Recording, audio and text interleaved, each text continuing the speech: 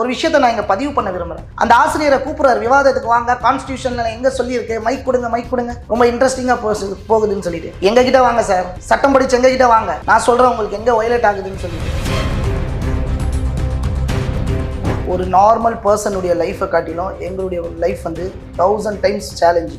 சொல்லுவாங்க இல்லையா, மனுஷனாக பிறந்து வாழ்ந்து அவன் மடிகிற வரைக்கும் எல்லாமே சேலஞ்சு. அவனுக்கு 1%னாக்கா எங்களுக்கு 100%ஆன சேலஞ்சு சார். வேலை வாய்ப்பு அந்த மாதிரி கட்டத்துக்கு நகரும் போது என்ன மாதிரியான பிரச்சனை சந்திக்கிறாங்க? டிஃப்ரெண்ட்லி ஏபிள்டு பீப்புள்ஸ் பார்த்தீங்கன்னாக்கா அவங்க வந்து படிச்சுட்டு நல்ல நிலையில் இருக்கிறாங்க. பட் வேலை வாய்ப்புன்னு போகும்பொழுது அவங்கள செலக்ட் பண்ணக்கூடிய செலக்டர்ஸ் இவங்களால இது முடியுமா? மகாவிஷ்ணு அந்த நபரை வந்து ஒரு அரசு பள்ளியில் கூப்பிடுறாங்க. நீங்கள் அங்கே ஆன்மீகத்தை பேசுகிறீங்க, ஓகே ரைட். நீங்கள் அங்கே வந்துட்டு நான் போன ஜென்மத்தில் பண்ண பாவம் தான் இந்த ஜென்மத்தில் மாற்றுத்திறனாளிகளாக பிறந்து இருக்கிறாங்கன்னு சொல்கிறது, அது வந்து என்னுடைய ஃபண்டமெண்டல் ரைட்ஸை பாதிக்குது சார். இப்போ நானே கேட்குறேன் மகாவிஷ்ணுவை, இப்போ நீங்கள் கல்யாணம் ஆகுது, இல்லை உங்கள் சொந்தக்காரங்க அக்கா தங்கச்சி அண்ணன் யாரோ அவங்களுக்குலாம் குழந்தை பிறகுது, வேஸ்லின் போடாதீங்க. அவங்களாம் போன ஜென்மத்தில் நல்லது பண்ணிங்கன்னா அவங்க குழந்தைங்க நல்லதாக பிறக்கட்டும், கெட்டதாக பிறந்தா ஊனமாகும். ஆன்மீகம்ன்றது என்ன? பாவத்தை செய்யாதீங்க, புண்ணியத்தை செய்யுங்கன்னு சொல்றது தான் ஆன்மீகம். இப்போ நீங்க பண்ணது ஆன்மீகம் இல்லை, உங்களுடைய செல்ஃப் விளம்பரம். அது போன ஜென்மத்துல நாங்க பண்ண பாவத்துக்கு இந்த ஜென்மத்துல ஊனமுற்றா பண்ணிருக்கோம். அவர் இந்த ஜென்மத்துல பண்ண பாவத்துக்கு இந்த ஜென்மத்திலே அவர் தண்டனை. ஒட்டுமொத்தமாக மக்கள் இந்த விஷயத்துல என்ன தெரிஞ்சுக்க வேண்டியிருக்கு, என்ன புரிஞ்சுக்கணும் இந்த விவகாரத்தில்? இந்த இன்டர்வியூ பார்க்கக்கூடிய எல்லாருக்கும் நான் வைக்கிற தாழ்மையான வேண்டுகோள், மாற்றுத்திறனாளிகளை, ஊனமுற்றவர்கள், நொண்டி இந்த மாதிரி எல்லாம் வார்த்தைகளை சொல்லி அவர்களை மனதளவில் நோகடிக்காதீர்கள். நீங்க ஒருத்தர் போன ஜென்மத்தில் செஞ்ச பாவம் தான் இந்த ஜென்மத்தில் ஊனமா பிறந்திருக்காருன்னு சொன்னீங்கன்னாக்கா, நீங்க என்ன அன்டச்சபிலிட்டி, தீண்டாமை தான் என்ன பண்ணியிருக்கிறீங்க. உங்க மேல PCR வழக்கு போடணும்.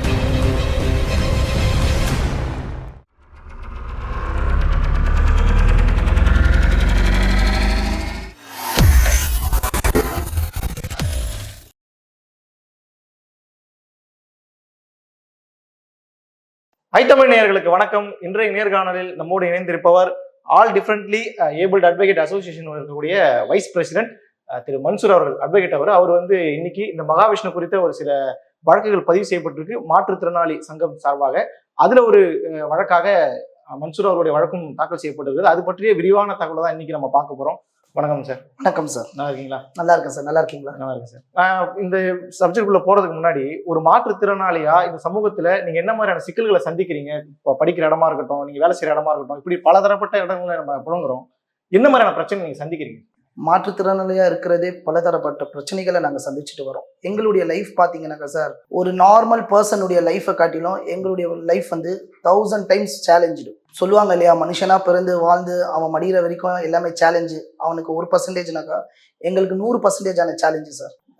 நாங்கள் வளர்கிற இடத்துலையும் சரி, சமுதாய ரீதியாகவும் சரி, படிக்கிற இடங்களையும் சரி, இன்ஸ்டிடியூஷன்லையும் சரி, எங்களுக்கான கேலி கிண்டல் எல்லாமே இருக்குது. இதையெல்லாம் தாண்டி நாங்கள் சாதனையை பண்ணிட்டு வரோம். எங்களுக்குண்டு பல தரப்பட்ட பிரச்சனைகள் இருக்குது. நாங்கள் வந்து வேலை செய்கிற வேலை வாய்ப்பின்மை இருக்குது. எங்களுக்கு போகிற இடத்துல சரியான ஒரு ஃபெசிலிட்டிஸ், ஆக்சசபிலிட்டி இருக்காது. உதாரணங்களுக்கு பார்த்தீங்கன்னாக்கா, நாங்கள் சில இடங்களில் இப்போலாம் வந்து கவர்மெண்ட் எல்லா இடத்துலையும் வந்து ஸ்ட்ரக்சரைஸ் பண்ணியிருக்கிறாங்க. ஆக்சசபிலிட்டி, வீல் சேர் ஆக்சசபிலிட்டி இருக்கணுன்றது கவர்மெண்ட் ஆர்டரே இருக்குது. பட் பல தரப்பட்ட வங்கிகள்லையும் சரி, பேருந்துங்கள்லையும் சரி, இந்த மாதிரி இடங்கள்லாம் வந்து பார்த்தீங்கன்னா எங்களுடைய ஆக்சசபிலிட்டி ரொம்ப கம்மி. இப்போ பார்த்தீங்கன்னா நேச்சுரல் கால்ஸ் போகணுன்னா கூட எங்களுக்கு வந்து ஒரு டிஃபெண்டுடைய ஹெல்ப் தேவைப்படும். மாற்றுத்திறனாளிகளுக்கு அவங்களுக்கு தேவைப்படும். ஸோ எல்லாமே அவங்களுடைய ஒரு தனிப்பட்ட தேவைகளை பூர்த்தி செய்கிறதுக்கும் they need some help. So அப்படிப்பட்ட ஒரு கண்டிஷனில் தான் மாற்றுத்திறனாளிகள் பல வகையில் பல நிலையில் அவங்களுடைய மன அழுத்தத்தில் வாழ்ந்து கொண்டு இருக்கிறாங்க சார். இதுதான் அவங்களுடைய அன்றாட பிரச்சனைகளை அவங்க சந்திச்சுட்டு கொண்டு இருக்கிறாங்க. வேலை வாய்ப்பு அந்த மாதிரி கட்டத்துக்கு நகரும் போது என்ன மாதிரியான பிரச்சனை சந்திக்கிறாங்க? கண்டிப்பாக இருக்குது சார். இப்போ பார்த்தீங்கன்னாக்கா, நம்ம டிஃப்ரெண்ட்லி ஏபிள்டு பீப்புள்ஸ் பார்த்தீங்கன்னாக்கா அவங்க வந்து படிச்சுட்டு நல்ல நிலையில் இருக்கிறாங்க. They are educated, they are learned. அவங்க நல்லா படித்து இருக்கிறாங்க. பட் வேலை வாய்ப்புன்னு போகும்பொழுது அவங்கள செலக்ட் பண்ணக்கூடிய செலக்டர்ஸ் இவங்க பண்ணுவாங்களா, இவங்களால இது முடியுமா, தே கேன் டூவா. ஸோ இவங்களை வந்து ஹெச்ஆரில் பார்க்கும்போதும் சரி, மற்ற இதுலேயும் பார்க்கும்போதும் சரி, அவங்கள கொஸ்டினைஸ் வந்து அந்த ஜாப் ரீதியாவோ இல்லை வந்து அந்த நேச்சர் ஆஃப் ஜாப் ரீதியாவோ எதுவுமே பண்ணுறது இல்லை. அவங்களால இந்த ஜாபை பண்ண முடியுமான்றது தான் அவங்களுக்குள்ளேயே இருக்கிற ஒரு கேள்வி. இன்னைக்கு எல்லாமே வந்து சிஸ்டமேட்டிக் வந்துடுச்சு, எல்லாமே வந்து ஆர்டிஃபிஷியல் வந்துச்சு, ஏஐ வந்துடுச்சு. ஸோ எதுவுமே வந்து ஃபிசிக்கலுக்கு அங்கே வேலை இல்லை, டெக்னாலஜிக்கு தான் வேலை. ஸோ இவங்களுக்கு வாய்ப்பு கொடுக்கறதுன்றதும் ஒரு முக்கிய கடுமையாக சமூகத்தில் தேவை. ஸோ அது இருக்க மாட்டேங்குது. இல்லை இப்போ நார்மலாக வந்து வேலைவாய்ப்பு வந்து ரொம்ப குறைவாக தான் கிடைச்சிட்டு இருக்கின்ற சமயத்தில் இப்போ நீங்கள் சொல்கிற மாதிரி ஏஐ வந்திருக்கு, இன்னும் வந்து பழைய இன்ஃபர்மேஷன் டெக்னாலஜி உருவாகும் போது அது இன்னும் உங்களை பாதிப்பு ஏற்படுத்துமா? அது கண்டிப்பாக எங்களுக்கு பாதிப்பை ஏற்படுத்தாது சார். பிகாஸ் பார்த்தீங்கன்னாக்கா அங்கே வந்து நமக்கு வந்து ஒன்லி தான் எல்லாம் மூளைக்கு தான் வேலை. ஓகே, ஏஐன்றதே வந்து டெக்னாலஜி தான். ஸோ அப்படி இருக்கும் பொழுது அங்கே மூளைக்கு தான் வேலை என்னும் போது ஃபிசிக்கலுக்கு வேலை இல்லை. ஸோ அது எந்த வகையிலும் எங்களை பாதிக்காதுன்றது தான் என்னுடைய பெரும்பான்மையான அபிப்பிராயமா இருக்குது. எப்படிதான் நம்ம கணக்கு பண்ணி பார்த்தாலும் ஏதோ ஒரு வகையில மாற்றுத்திறனாளிகள் அப்படிங்கிறவங்க ஒருவருடைய உதவி இல்லாம தான் உதவியோட தான் செய்ய வேண்டிய சூழல் இருக்கிற சமயத்துல திடீர்னு ஒருத்தர் வந்து ஆன்மீக சொற்பொழிவு நடத்துறேன் அப்படின்ற பேர்ல முன் ஜென்மத்துல நீங்க செஞ்ச பாவம் தான் இன்னைக்கு நீங்க வந்து ஏழைகளாகவும் மாற்றுத்திறனை பிறக்கிறீங்க அப்படின்னு சொல்லும்போது இது இயல்பா உளவியலா எப்படி பாதிப்பு ஏற்படுத்துது? முதல்ல கண்டிப்பா உளவியலா பெரிய பாதிப்பா ஏற்படுத்துது. கண்டிப்பா பெரிய பாதிப்பா ஏற்படுத்துது. பிகாஸ் ஏன் பாத்தீங்கன்னாக்கா இப்போ அந்த நபரை வந்து மகாவிஷ்ணு அந்த நபரை வந்து ஒரு அரசு பள்ளியில கூப்பிடுறாங்க, பசங்களுக்கு ஊக்கமூட்டிய வகையில பேசுறதுக்காக கூப்பிடுறாங்க. For example motivation speech. ஒரு மோட்டிவேஷன் ஸ்பீச் கொடுக்கணும்னா you should talk about the Abdul கலாமை பத்தி பேசலாம், விவேகானந்தரை பத்தி பேசலாம், ஐயா காமராஜரை பத்தி பேசலாம். எவ்வளவோ லீடர்ஸ் இருக்கிறாங்க, எவ்வளவோ வந்து பேர் இருக்கிறாங்க சாதிச்சவங்க, அவங்கள பத்தி எல்லாம் பேசலாம். நீங்க அந்த ஆன்மீகத்தை பேசுறீங்க, okay right, good and bad எங்க பேசினாலும் நல்லதுதான், இட் ஷுட் பி அப்ரிஷியேட்டபிள், வரவேற்கத்தக்கது தான். ஆனா உங்களுடைய ஃபண்டமெண்டல் ரைட்ஸ், போன ஜென்மத்தை பத்தி பேசுங்க, புராணத்தை பத்தி பேசுங்க, இதெல்லாம் உங்களுடைய ஃபண்டமெண்டல் ரைட்ஸ். உங்களுடைய ஃபண்டமெண்டல் ரைட்ஸ் எது வரைக்கும் என்ன நீங்க வயலேட் பண்ணாத வரைக்கும் தான் உங்களுடைய ஃபண்டமெண்டல் ரைட்ஸ். நீங்க அங்க வந்துட்டு நான் போன ஜென்மத்துல பண்ண பாவம் தான் இந்த ஜென்மத்துல மாற்றுத்திறனாளிகளா பிறந்து இருக்கிறாங்கன்னு சொல்றது அது வந்து என்னுடைய ஃபண்டமெண்டல் ரைட்ஸை பாதிக்குது சார். கண்டிப்பா பாதிக்குது. ஏன்னாக்கா இப்ப பாத்தீங்கன்னாக்கா மாற்றுத்திறனாளி ஒரு ஆசிரியர் அங்க இருக்கிறாரு, அவர் அங்க இருக்கும் பொழுதே வந்து இவர் பேசும் பொழுது அவர் ஒருத்தர் தான் அப்ஜெக்ஷன் பண்றாரு, யாருக்குமே அந்த வழி தெரியாது, அந்த ஆசிரியருக்கு மட்டும் தான் அந்த வழி தெரியுது இல்லையா? அப்ப அவர் அப்ஜெக்ட் டினைன் பண்றாரு. டினைன் பண்ணும்போது அவர் டாபிக்கை மாத்திட்டு போனோம், இல்ல மைக்க கொடுங்க அவர்கிட்ட அப்படின்னு பேசுறது வந்து it is purely untouchability sir. Untouchability speech இது இல்ல அந்த அளவு நம்ம யோசிக்கணுமா? கண்டிப்பா சார். இப்போ அன்டச்சபிலிட்டி எதன் அடிப்படையில வருது நீங்க சொல்லுங்க? ஒரு தாழ்த்துறதால பிறப்பின் அடிப்படையில தான் அன்டச்சபிலிட்டி வருது.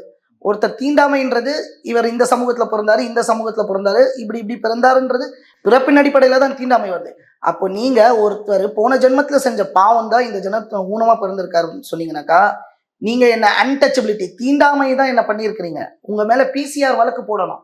ப்ரொடெக்ஷன் சிவில் ரைட்ஸ் இருக்கு சார். என்னுடைய சிவில் ரைட்ஸை பத்தி பேசுறதுக்கு நீங்க யாரு? உங்களுக்கு அந்த அத்தாரிட்டி யார் கொடுத்தா உங்களுக்கு? அப்ப இப்படி இருக்கிற சமயத்துல நீங்க என்ன மாதிரியான நடவடிக்கை எடுத்திருக்கீங்க? கண்டிப்பா அவர் மேல பலதரப்பட்ட காவல் நிலையங்களை புகார் கொடுக்கப்பட்டிருக்கு. எங்களுடைய அனைத்து மாற்றுத்திறனாளி வழக்கறிஞர் நல சங்கத்திலிருந்து புகார் கொடுக்கப்பட்டிருக்கு, புகாரை பெறப்பட்டிருக்கு. இன்னும் வந்து அவர் மேல ஜாமீன் தள்ளுபடி செய்யப்பட்டிருக்கு. அவருடைய ஜாமீன் தள்ளுபடி? ஆமா, அவருடைய ஜாமீன் தள்ளுபடி செய்யப்பட்டிருக்கு. ஸோ இப்போதைக்கு இந்த வழக்கு நீதிமன்றத்துல அவர் இப்போ காவல்துறையினுடைய கஸ்டடியில இருக்கார். அவர் ஒரு கேள்வி கேட்டிருப்பாரு, சட்டத்துல வந்து ஆன்மீகம் பத்தி பள்ளிக்கூடங்கள்ல ஆன்மீகத்தை பேசக்கூடாதுன்ற ஒரு கேள்வி கேட்டாரு. சட்டம் அது சம்பந்தப்பட்ட சட்டம் என்ன சொல்லுது சார்? கண்டிப்பா நான் அதுதான் சொல்ல வந்தேன். இப்போ உங்களுக்கு பிஃபோர் நான் அதுதான் சொன்னேன்.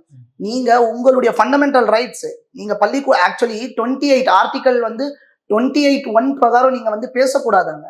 பள்ளிக்கூடங்கள்லயோ அரசு சார்ந்த இடத்துலயோ நீங்க ஆன்மீகத்தை பத்தி பேசக்கூடாது, செய்யக்கூடாது, மத பிரச்சாரம் கண்டிப்பா செய்யக்கூடாது. அது வந்து ஒரு கவர்மெண்ட் இன்ஸ்டிடியூட் இல்லையா? நீங்க வந்து அங்க போயிட்டு மத பிரச்சாரம், சரி நீங்க மத பிரச்சாரம் பண்றீங்க, அதுல நல்லது இருக்கிறவங்க நல்லது எடுக்க போறாங்க, கெட்டது இருக்குது கெட்டது விட்டுற போறாங்க. பட் நீங்க ஒருத்தரை வயலேட் பண்றீங்க, நீங்க போன ஜென்மத்துல பண்ண பாவம்னு சொல்லி அதனாலதான் நான் இப்போ ஊனமா பிறந்திருக்கேன் என் மேல கில்ட்டி வைக்கிறீங்க, நீங்க ஜட்ஜ்மெண்ட் கொடுக்குறீங்க. உங்களுக்கு அந்த அத்தாரிட்டி யார் கொடுக்குறா? நான் கேட்கறது உங்களுக்கு புரியுதுங்களா? என்ன போன ஜென்மத்துல நான் பாவம் பண்ணியிருக்கேன், அதனாலதான் இந்த ஜென்மத்துல நான் ஹேண்டிகேப்பா பிறந்திருக்கேன்னு சொல்றதே வந்து நீங்க என்னுடைய ஃபண்டமெண்டல் ரைட்ஸ் ஆர்டிகல் 32 நீங்க வயலேட் பண்றீங்க. இப்போ இந்திய அரசியலமைப்பு சட்டம் என்ன சொல்லுது சார்? ஆர்டிகல் 1 என்ன சொல்லுது? சமத்துவம், சம உரிமை, இதை சொல்லுது. சமத்துவம்னா என்ன? All are equality, liberty. இந்த ஆல் ஆர் ஈக்குவலிட்டியை நீங்க ஒடிக்கிறீங்க. இப்போ ஆல் ஆர் ஈக்குவலிட்டியை ஒடிக்கிறீங்க. இப்போ நானே கேட்கிறேன் மகாவிஷ்ணுவை, என்ன கேட்குறேன், இப்போ நீங்கள் கல்யாணம் ஆகுது, இல்லை உங்கள் சொந்தக்காரங்க அக்கா தங்கச்சி அண்ணன் யாரோ அவங்களுக்குலாம் குழந்தை பிறகுது, வேஸ்லின் போடாதீங்க, போலியோ சொட்டு மருந்து போடாதீங்க. அவங்களாம் போன ஜென்மத்தில் நல்லது பண்ணீங்கன்னா அவங்க குழந்தைங்க நல்லதாக பிறக்கட்டும். நான் கேட்குறது தப்பு இல்லைல்ல, கெட்டதாக பிறந்தா ஊனமாகும். அப்போ நீங்கள் வேஸ்லின் போடுறீங்கன்னாக்கா நீங்கள் வேஸ்லின் போடாட்டி ஹேண்டிகேப்பாக ஆயிடுவாங்க, போலியோ அட்டாக் வரும்ன்றது உங்களுக்கு தெரியுது இல்லையா? அப்போ போடாதீங்க. போன ஜென்மத்துல பண்ண பாவத்தின் பலன் இந்த மாதிரி மகாவிஷ்ணு சொல்றாரு சொல்லி, போன ஜென்மத்துல என்ன புண்ணியம் செஞ்சிருக்கிறாரோ தெரியல, மாரியப்பன் போன்றவர்கள் மாற்றுத்திறனாளிகள் வந்து பாரா ஒலிம்பிக்ல வந்து சாதிச்சுட்டு இருக்கிறாங்க. தங்கப்பதக்கம் வாங்கி இந்தியாவுக்கு பெருமையை சேர்த்திருக்காரு. இவர் எந்த விதத்துல எந்த பதக்கத்தை வாங்கி இந்தியாவுக்கு பெருமையை சேர்த்தாரோ தெரியல. அவங்கள பெத்தவங்களுக்கு சிறைக்குள்ள போய் இவர் பேரை தான் கெடுத்திருக்கிறார். ஒரு மாற்றுத்திறனாளி அவதூறா பேசி அவர் சிறைக்கு போயிட்டு அவருடைய பேரை கெடுத்துக்கிட்டதும் இல்லாம அவரை சார்ந்து இருக்கக்கூடியவங்களோட பேரையும் கெடுத்துக்கிட்டாரு. ஆனா இவர் சொன்னக்கூடிய போற ஜென்மத்துல பாவம் செய்த மாற்றுத்திறனாளிகள் இந்த ஜென்மத்துல இந்தியாவுக்கு பெருமையை சேர்த்திருக்காங்க சார். பாரா ஒலிம்பிக்ல தங்க பதக்கத்தை வாங்கி பெருமையை சேர்த்துக்கிறாங்கன்றதை இந்த இடத்துல நான் பதிவு செய்ய விரும்புறேன். சரி, இப்ப நீங்க எடுத்திருக்கிற நடவடிக்கை மூலமா என்ன எதிர்பார்க்குறீங்க? இந்த மாதிரியான விஷயங்கள் நடக்கக்கூடாதுன்றதுக்கான நடவடிக்கைகள் என்ன செய்யணும் அப்படிங்கிற மாதிரியான விஷயங்கள் என்ன இருக்கு? கண்டிப்பா சார். இப்ப பாத்தீங்கன்னாக்கா 2006 ஐநா சபையில வந்து ஒரு தீர்மானம் நிறைவேற்றுறாங்க. மாற்றுத்திறனாளிகளை கருணையின் அடிப்படையில பார்க்க கூடாது, அவர்களை உரிமையின் அடிப்படையில பார்க்கணும். They have their rights, they have their liberty, சரிங்களா? அப்படின்னு ஒரு தீர்மானத்தை எடுக்கும் பொழுது அதுல இந்தியாவும் போய் கையெழுத்துறாங்க. கையெழுத்திட்டு 2009 டெல்லியில ஒரு கமிட்டி கூடுது, national committee of rights physically challenge differently ஏபிளுடைய ஆக்டை உருவாக்குறதுக்காக 2009 அந்த ஆக்ட் பார்த்தீங்கன்னா குறைஞ்சது ஒரு 7 வருஷம் அந்த கமிட்டி குழு எல்லாமே அமைச்சு மாற்றுத்திறனாளிகளின் என்னென்ன பிரச்சனை, என்னென்ன தேவைகள், வேலை வாய்ப்பின் தேவைகள், இதெல்லாம் அவங்களுக்கு எப்படிப்பட்ட விஷயங்கள்லாம் பண்ணணும், அவங்களுக்கு எப்படிப்பட்ட திறன் மேம்பாடு எல்லாம் கொடுக்கணுன்றதுக்காக ஒரு 16 அத்தியாயம் கொண்ட 100க்கும் மேற்பட்ட செக்ஷன் கொண்ட ஒரு ஆக்டை 2016 கொண்டு வராங்க. அதுல ஒரு பிரிவு பார்த்தீங்கன்னாக்கா பிரிவு 92 செக்ஷன் 92 என்ன சொல்லுதுனாக்கா, ஒரு மாற்றுத்திறனாளியை நீங்கள் பார்த்து கேலி கிண்டல் இல்லது அவரை அவமானப்படுத்தும் விதத்தில் மேலஃபைடு இன்டென்ஷன், உங்களுடைய இன்டென்ஷனை நீங்க பேசிட்டீங்க அப்படின்னாக்கா குறைந்தபட்ச தண்டனை 6 மாதம், அதிகபட்ச தண்டனை 5 வருடம் வரைக்கும் அபராதம் விதிக்க வரைக்கும் இருக்கு சார். இந்த பிரிவு சொல்லுது. அந்த வகையில எங்களுக்கு ஒரு பாதுகாப்பான ஒரு சட்ட ஒரு பிரிவு ஏற்படுத்தி கொடுத்துருக்கு. இதுக்கு எங்களுக்கு பாத்தீங்கன்னா special court, district PJ court அளவுக்கு தான் இந்த இது வரும் சார், ட்ரையல் வரும். சரி, இந்த விவகாரத்துல பள்ளி கல்வித்துறை எடுத்த நடவடிக்கை எப்படி பாக்குறீங்க? உங்களை போன்ற சங்கத்தினர் இந்த நடவடிக்கை எப்படி பாக்குறாங்க? கண்டிப்பா வரவேற்கத்தக்கது, நான் பாராட்டுறேன் சார். ஏன் பாத்தீங்கன்னாக்கா ஊனமுற்றவர்கள் இருந்த ஒரு பெயரை முத்தமிழறிஞர் டாக்டர் கலைஞர் அவர்கள் மாற்றுத்திறனாளியாக மாத்தி ஒரு ஜியோ வெளியிடுறாங்க.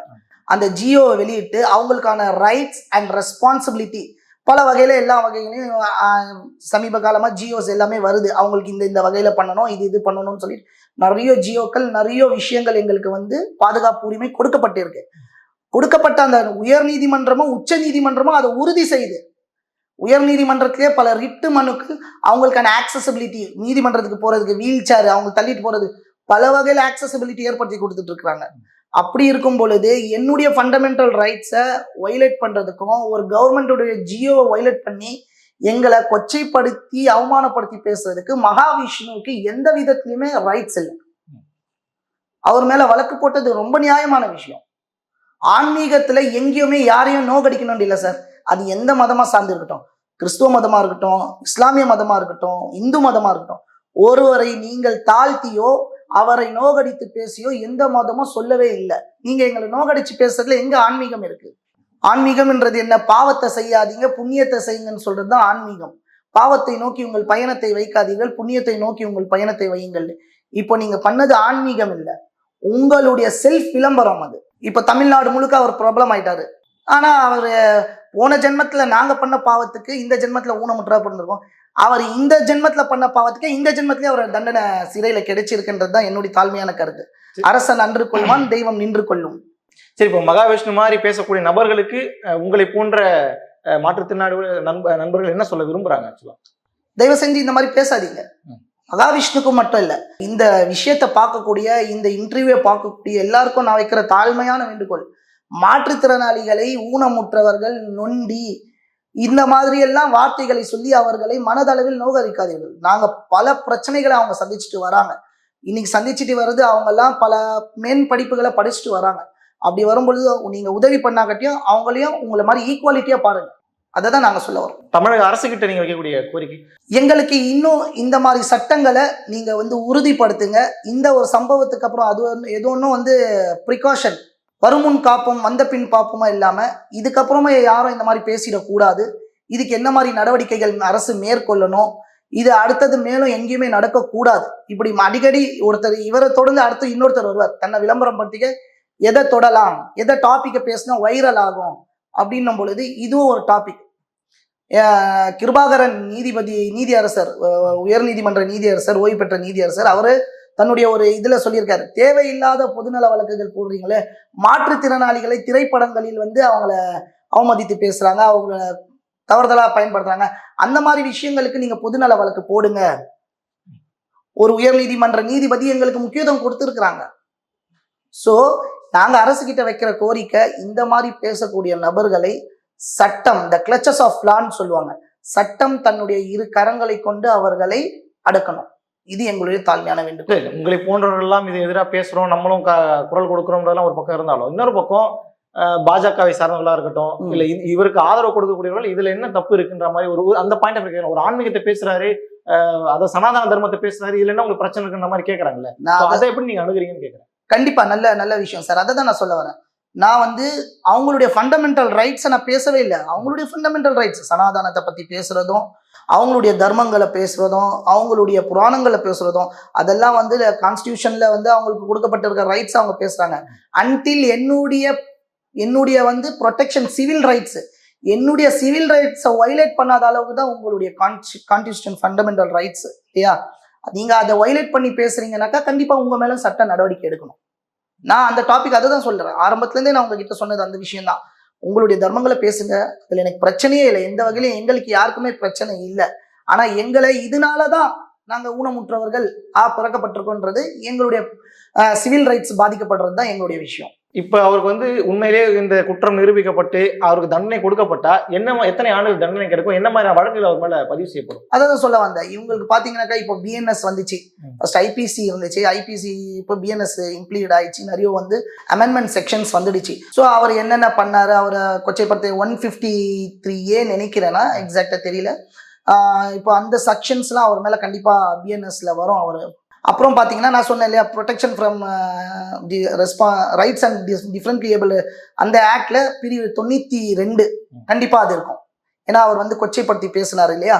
ஒருவேளை நிரூபிக்கப்பட்டால், அதுதான் நான் உங்களுக்கு ஆரம்பத்தில் சொன்னதுதான், குறைந்தது 6 மாதம் தண்டனை, அதிகபட்சம் 5 வருட தண்டனை, ரெண்டும் சேர்ந்து அபராதமும் கூட கொடுக்கலாம். இல்ல நம்ம ரொம்ப கடுமையா இதை விவாதத்துக்கு உட்படுத்தி பல விஷயங்களை பேசிட்டு இருந்தா, அவருடைய பேர் மகாவிஷ்ணு என்ன ஓப்பனா என்ன சொல்றாரு அப்படின்னா, என்னை சிறைக்கு அனுப்புனாங்கன்னா நான் சிறையில இருக்கிறவங்களுக்கு இந்த விஷயங்களை போதிப்பேன் அப்படிங்கிற மாதிரி சொல்றாரு. இன்னொரு பக்கம் அவர் ஸ்டேட்மெண்ட் என்ன கொடுக்குறாரு, என்னுடைய விஷயத்துல நானே வாதாடுவேன்றார். அப்ப அவருடைய பேசின விஷயத்துல அவர் ரொம்ப தெளிவா இருக்காருல்ல, அப்படி நம்ம புரிஞ்சுக்க முடியாது. அவர் எந்த விதத்துல தெளிவா இருக்காருன்றது அவர் தான் சொல்லணும். நீங்க இப்ப நான் பேசிட்டே இருக்கேன், நான் இப்போ இந்த சேனல்ல இன்டர்வியூ கொடுக்கும் பொழுது யாருக்கோ ஏதோ ஒரு வகையில நான் பேசுறது ஃபண்டமெண்டல் ரைட்ஸ் வயலேட் ஆச்சுன்னா நீங்க டினைன் பண்ணுவீங்க, சார் இது பேச வேண்டான்னு நீங்களே சொல்லுவீங்க. இப்போ அங்க ஒருத்தர் டினைன் பண்றாரு, ஒரு மாற்றுத்திறனாளி ஆசிரியர் எம்ஃபில் PhD முடிச்சு இருக்காரு. அந்த இடத்துல இத்தனை ஆசிரியர்கள் இருந்தும் அந்த ஒரு ஆசிரியர் மட்டும் டினைன் பண்றாருனாக்கா அவருக்கு தான் அந்த வலியும் வேதனையும் தெரிஞ்சிருக்கு. இப்போ நீங்க ஒரு கேள்வி கேட்டீங்க, பாஜக காரங்க இந்த மாதிரி இதை இது ஒன்றும் தவறா தெரியலையே, இதுல என்ன இருக்கு அவர் பேசுனது அப்படின்றீங்க. சார், இலவு விழுந்த வீட்டுல தான் சார் கஷ்டமோ துக்கமோ கல்யாண வீட்டுல இருக்கிறவங்களுக்கு எப்படி தெரிய வரும்? அந்த மாதிரிதான் மாற்றுத்திறனாளிகளை வச்சுட்டு அவங்கவுங்க குடும்பத்துல இருக்கவங்களுக்கு தான் அந்த கஷ்டமும் துன்பமும் துயரம் தெரிய வரும். இல்லாதவங்களுக்கு அது பேசதான் செய்வாங்க இல்லையா. சரி, இறுதியாக மக்களுக்கு இந்த விஷயத்துல ஏன்னா ஏற்கனவே மாற்றுத்திறனாளி சந்திக்கக்கூடிய பிரச்சனை நம்ம பேசணும், ஒட்டுமொத்தமாக மக்கள் இந்த விஷயத்துல என்ன தெரிஞ்சுக்க வேண்டியிருக்கு, என்ன புரிஞ்சுக்கணும் இந்த விவகாரத்துல? அதுதான் நான் இந்த மக்களுக்கு நான் சொல்ல வேண்டிய விஷயம் என்னன்னாக்கா, இந்த மகாவிஷ்ணு போன்ற மனிதர்கள் ஆன்மீக சொற்பொழிவு என்ற பெயரில் இந்த மாதிரி அனாஷ்டரங்களை பேசினால் தயவு செஞ்சு இதை எடுத்துக்காதீங்க. இது ஒரு சயின்டிபிக்கல் எரர் தான். மாற்றுத்திறனாளியா பிறக்கிறது, கண் தெரியாம குறைபாடுகளா பிறக்கிறது எல்லாமே ஒரு சயின்டிபிக்கல் எரர் தான். இதுல எந்தவித ஜென்மம் அதெல்லாம் இல்லை. சரிங்களா? மேற்கொண்டு நீங்க எங்களை அப்ரோச் பண்ணுங்க, அப்ரிஷியேட் பண்ணுங்க. நாங்க எதிர்பார்க்கறது தான் உதவி இல்லை, ஈக்குவாலிட்டி அண்ட் லிபர்ட்டி தான் எதிர்பார்க்கிறோம். எங்கள் கருணை வேண்டாம், உரிமை, எங்களுடைய உரிமையை தான் நாங்க எதிர்பார்க்கிறோம். எங்களுடைய உரிமைகளோடு எங்களை வாழ்றதுக்கு எங்களை விடுங்க. எங்களை மனதளவுல மாற்றுத்திறனாளின்னு சொல்றது தவறு இல்லை. ஏன்னா டிஃப்ரெண்ட்லி ஏபிள்டு ஒரு விஷயத்த இன்னொரு பொருளை கொண்டோ இல்லை ஒரு உதவியை கொண்டோ எப்படியோ ஆக்சசபிலிட்டி பண்றது தான் மாற்றுத்திறனாளி. அப்படி சொல்லுங்க. நீங்க ஊனமுற்றவர், நொண்டி, கை இல்லாதவன் கால் இல்லாதவன் இந்த மாதிரிலாம் வந்து பேசி அவங்க வந்து கொச்சைப்படுத்தாதீங்க. உங்களுடைய தனிப்பட்ட விளம்பரத்துக்காக இதை நீங்க பேச வேணான்றதா என்னுடைய தாழ்மையான ஒரு கருத்து. சொற்பொழிவுக்குன்னு கூப்பிட்டா சொற்பொழிவு மட்டும் பேசுங்க. மாணவர்களுக்கு ஊக்கமூட்டும் வகையில மட்டும் பேசுங்க. அதை தாண்டி நீங்க இந்த மாதிரி எங்கலண்டு இல்லை, மாற்றுத்திறனாளிகள் இல்லை, எதுவா இருக்கட்டும், யாருடைய சிவில் ரைட்ஸா இருக்கட்டும், தாழ்த்தப்பட்டவர் இருக்கட்டும், பழங்குடியினர் இருக்கட்டும், யாரா இருக்கட்டும், யாருடைய ரிலீஜியஸா இருக்கட்டும், எந்த ஒரு கேஸ்டா இருக்கட்டும், யாருடைய ஃபண்டமெண்டல் ரைட்ஸையும் யாரும் வயலேட் பண்றதுக்கு யாருக்குமே ரைட்ஸ் இல்லை. ஆர்டிகல் 32 சுப்ரீம் கோர்ட் வரைக்கும் அவங்களுக்கு போறதுக்கான வழிவகை செய்யுது. ஒருவர் தன்னுடைய ஃபண்டமெண்டல் ரைட்ஸ் பாதிக்குதுனாக்கா முதல்ல உயர் நீதிமன்றத்தை நாடுவாங்க.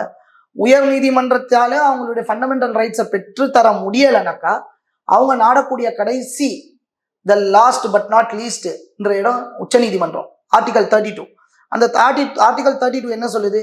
எல்லாருக்குமான ஃபண்டமெண்டல் ரைட்ஸ் இந்த இந்திய தேசத்துல குடிமக்களுக்கு கொடுக்கப்பட்டது. ஸோ அந்த ரைட்ஸை தான் நாங்கள் வாழ்றோம். நீங்க உங்களுடைய சுய விளம்பரத்துக்காக எங்களை வந்து பெயரை பயன்படுத்தி இன்னைக்கு உச்சநிலையில அடையலாம்னு நினைச்சு நீங்க பாதாளத்துக்கு தான் போயிருக்கீங்க. நீங்க வாங்க, நீங்க அந்த ஆசிரியர்கிட்ட அவர் சொல்றாரு ஒரு விஷயத்த நான் இங்க பதிவு பண்ண விரும்புறேன்.